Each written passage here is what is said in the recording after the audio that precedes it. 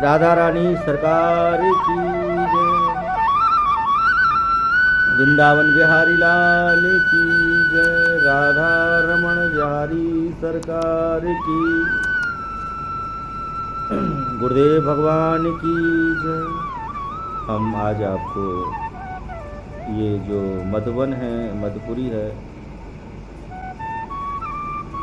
जिसे अभी हम लोग ध्रुव टीला के नाम से जानते हैं, ये सतयुग की वो तपोस्थली है। यहाँ पर सतयुग में सबसे पहले आकर के ध्रुव जी महाराज ने, जिनकी अवस्था करीब 6 वर्ष के आसपास रही होगी, उन्होंने यहाँ आकर के अपनी छोटी माँ के व्यंग वचनों के कारण माँ से जब इस बात पर चर्चा हुई तो उन्होंने उस परमात्मा के मार्ग के लिए ध्रुव जी को प्रेरित किया। तो ध्रुव जी ने यहाँ आकर के सबसे पहले तपस्या की थी। ये वो स्थली है जहाँ आज भी साधु संत तपस्या करते हैं, वो आप लोगों को दिखाई नहीं देते। यहाँ उन्हीं लोगों को वो संत दिखाई पड़ते हैं जो लोग या तो तपस्या करते हैं या सत्य के मार्ग पर चलते हैं जीवन में, जिन्होंने बहुत त्याग किया है, परिश्रम किया है, भजनानंदी हैं जो भजन करते हैं, उन्हीं को इन संतों के दर्शन होते हैं। या उनको होते हैं जो बहुत ही भोले और भंडारी होते हैं, जिनको कुछ पता नहीं होता। एक बार की बात है, जब गुरुदेव भगवान हमारे आश्रम में रहते थे, उस समय एक गांव का व्यक्ति रात्रि के 12 बज रहे हुए थे। उसने समझा कि अभी सुबह का 4 बज गया है, तो मोर पंख बीनने के लिए वो व्यक्ति अपने घर से निकल करके उस जंगल में आ गया जहाँ ध्रुव जी ने तपस्या की। जब वो वहाँ आया, चांदनी पूर्णिमा की वो चांदनी रात है जो चारों तरफ प्रकाश फैला हुआ है, सर्द की वो इतनी सुंदर रात्रि। जब वो जैसे ही उस स्थान पर पहुंचा तो उसने क्या देखा कि बड़े बड़े संत जिनकी बड़ी बड़ी जटाएं हैं और वहाँ पर भंडारा चल रहा है, कढ़ाई चल रही है, हलवाई लगा हुआ है, संत भोजन कर रहे हैं। उसने देखा और वो बैठ कर के उसने प्रसाद भी पाया, भोजन भी किया। और भोजन करने के बाद जब वो आगे बढ़ा तो गुरुजी जहाँ रहते थे उस आश्रम के पास जैसे ही पहुँचा तो उसको खांसी आई। तो गुरुजी ने तुरंत आवाज़ लगाई, कौन? तो उसने अपना नाम बताया कि गुरुदेव मैं गांव से आया हूँ। अरे तू रात्रि में कैसे आया?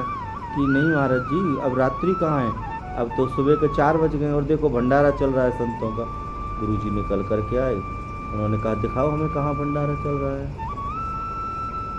वो गुरुजी को उस जगह ले गया जहाँ उसने प्रसाद पाया था। और गुरुजी को जब वो वहाँ लेकर के पहुँचा तो उसने देखा कि वहाँ तो कुछ था ही नहीं। उसने बोला बाबा मैंने तो अभी प्रसाद पाया है, और प्रसाद पा करके अभी तो मैं यहाँ से गया ही हूँ और उतनी देर में भंडारे सभी संत कहाँ गए?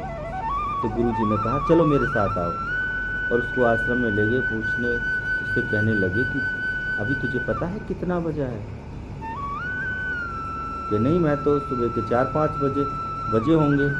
कि नहीं, इस समय रात्रि के 12 बज रहे हैं और यहाँ पर साधु संत अपना रात्रि में भंडारे करते हैं, कीर्तन करते हैं, जागरण करते हैं, तुम्हें रात्रि को ऐसे नहीं आना चाहिए। वो तो संतों की बहुत बड़ी तुम्हारे ऊपर कृपा हुई कि तुमने संतों की प्रसादी पा ली,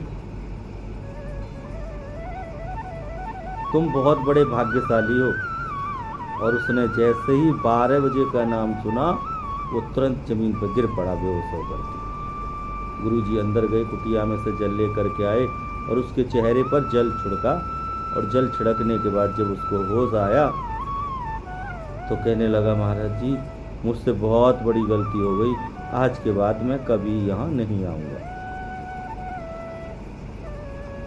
तो इस ध्रुव टीला की जो झाड़ियों की जो कहानियाँ हैं, जो रियल हकीकत है वो आप तभी जान सकेंगे जब आप यहाँ रहेंगे, 2-4 दिन आप भजन करेंगे, इस माहौल में आएंगे तो आपको पता चलेगा कि यहाँ क्या क्या होता है।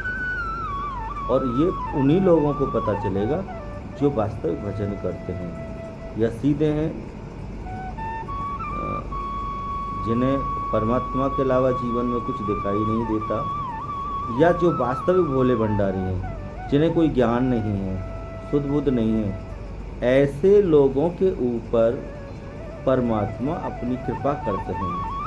यहाँ जो विराजमान है, जो इस धरा पर, जो इस झाड़ियों के बीच में जो संत भजन कर रहे हैं, वो भजन वो संत उन्हीं को दर्शन देते हैं जो लोग वास्तविक प्रभु प्रेमी हैं। और ऐसा नहीं, ये सतयुग से आप जब वेद शास्त्रों को उठा करके पढ़ेंगे तो आप खुद जानेंगे कि संतों की जो उम्र है वो हजारों हजारों साल रही है। आज भी छुप छुप करके ऐसा है। यही नहीं, आप हिमालय में चले जाइए, पहाड़ों की गुफाओं में चले जाइए, जंगलों में चले जाइए, आज भी आपको ऐसे ऐसे साधु संत ऋषि मुनि अवश्य मिलेंगे जिनकी उम्र कई 100 साल की है। तो आज आपको ध्रुव टीले के बारे में बताया, और जो यहाँ की महिमा है उसके बारे में अगले पार्ट में आपको बताएंगे। जब तक के लिए जय जय श्री राधे, जय वृंदावन बिहारी लाल की